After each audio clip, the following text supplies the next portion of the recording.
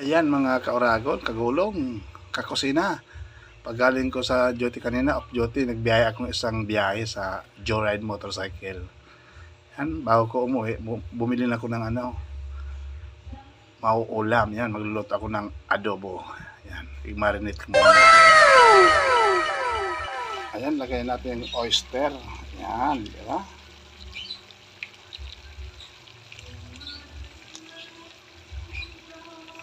Para lasap yung lasa.